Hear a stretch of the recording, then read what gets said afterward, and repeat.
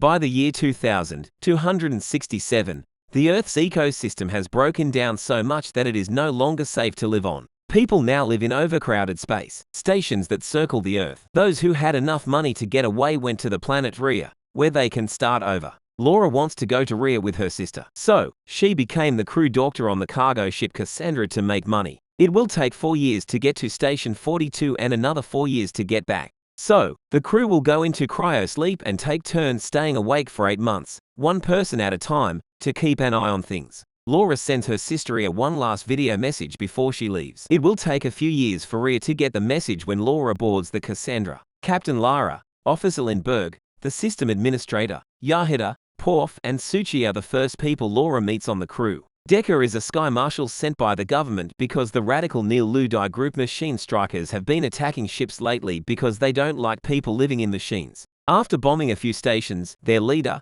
Bruckner, is still on the run, so they have to keep an eye out for him. The crew goes into cryosleep, and for 3 years everything is calm. When it's Laura's turn to wake up, she finds a message from her sister, Arian, in which she talks about how worried she is. Due to the attacks by terrorists, Laura sends her a message back and then focuses on getting into a routine, which includes reading, working out, and keeping an eye on how the ship is doing. Laura starts to hear noises inside the ship one day. She goes with them to the cargo bay, where she hears a banging sound. Terrified, Laura runs away, and Decker tells her what happened when she runs into him. When someone broke the rules and went into the cargo bay, the system woke him up automatically. Laura tells him what happened in Russia to wake up Lara, since the rules say the captain must be there when something unexpected happens. Once Lara wakes up, the three of them check out the cargo bay and find the astronaut suits thrown on the floor. Lara wants to think that the air pressure is tossing them, but when he checks the system logs, he sees that there have been several illegal accesses during Laura.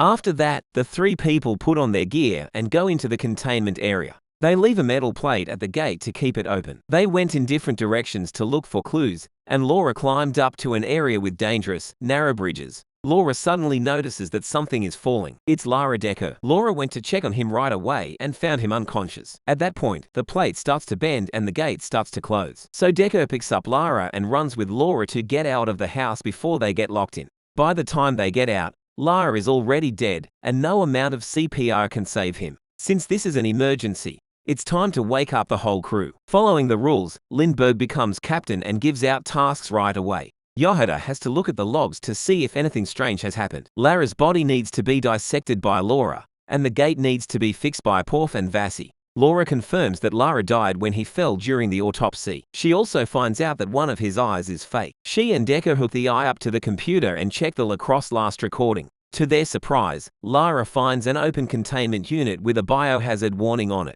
This makes no sense, since they are supposed to be transporting building materials. While Porf was in Vasi, he found that the gears on the gates had broken. Laura and Decker went back to the cargo bay and used the lacrosse badge to check out the containers from the video. As they go deeper, they find that all of the units are linked by thick pipes. When you look more closely, you see a big surprise. Inside, there are people sleeping. They call Porf and Suchi to help them move a unit with a child out of the bay. This sets off an alarm in the system, and all the units start moving. Even though the men are moving quickly, Laura almost trips and has to hold on to the stairs until Decker comes to help her. They bring the unit to the medical bay a short time later. Lindbergh isn't happy about this because they aren't supposed to mess with the cargo, but now the rest of the crew is curious. If Lara was killed because she saw something, no one should have set the containers in motion to kill the other people. But Lindbergh says it was just the system putting the units in order and that they should take the kid. Decker tells her that this is a murder investigation and that she can look at the kid in detail.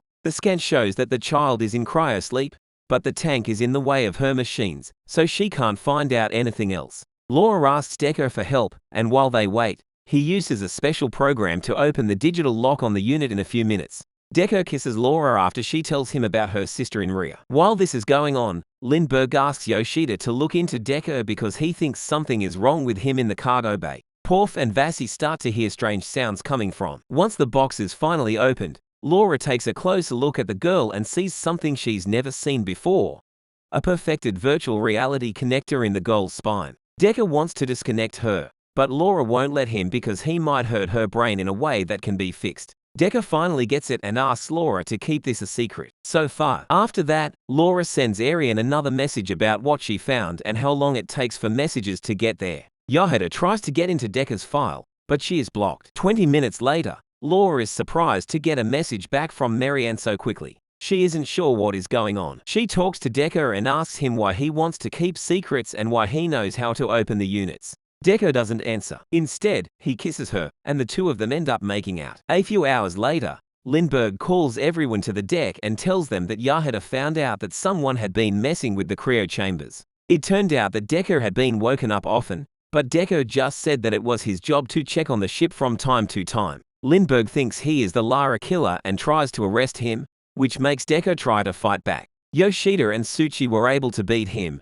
but Decker got hurt in the fight, so Laura asked them to bring him to the medical bay so that his blood wouldn't get on anything. Before she leaves, Laura takes care of Decker's wound and doesn't talk to him when he tries to. Decker says he did it. They won't be going to Station 42. They really are leaving. Decker is put back into cryo-sleep after that. In private, Laura asks Yahida to find out where the ship is going. Yahida confirms that they aren't going to Station number 42. Since coordinates can't be changed once the flight has started, this must have been planned from the start. When Laura tells Rhea that her messages are coming quickly, Yahida says that Lindbergh is lying because she should know the coordinates by then. Rashida goes back to her computer to see if she can find out. Laura is having a drink with the guys when she notices that the power is changing. This makes her worry about Yoda, so she goes to see how she is doing. Yoda is already dead, which is too bad. When the crew heard this, they went to check on Decker right away and found that he had gotten out of the cryopod. The logs show that he was left out. The crew and themselves and go. Laura and Suchi go to the lower deck to look for Decker. There, they find an open duct,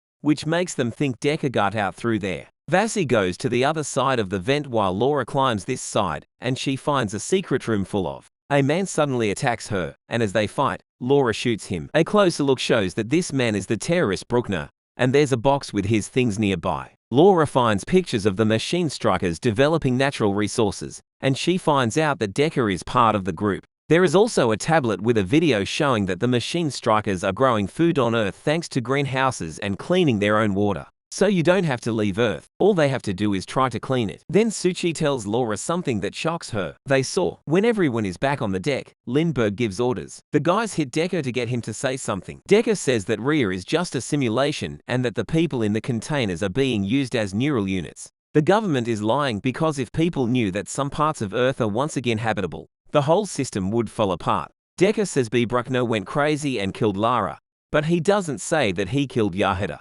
Suchi and Porf take Decker away, and Lindbergh tells Laura to finish talking to the child so that he can send her back to the cargo hold. Lindbergh also wants Laura to go back to cryosleep, saying he will take over for her. Starting to wonder, Laura pulls out her gun, but Lindbergh gets there first and ties her up. Lindbergh says that the settlement on Rhea didn't work out, and that the simulation is just a stopgap measure until they find a new planet to terraform. This simulation gives people hope, and Lindbergh won't let anyone get in the way of that. So she will kill Laura and Decker and say the captain was killed by them. Suchi and Porf take Decker to a random hallway and demand to know everything about him. When they find out that Lindbergh knew all along, they go back to get her and put her in. VA tells Perk that they should connect to Rhea because their life in the medical bay is still worse than the simulation. Laura is able to start waking up the child in a safe way. Decker tells her that he was wrong to lie and asks for her help. Laura agrees, but only if he helps her sister get out of the simulation. The crew then comes up with a plan. They will end their trip at Station 42,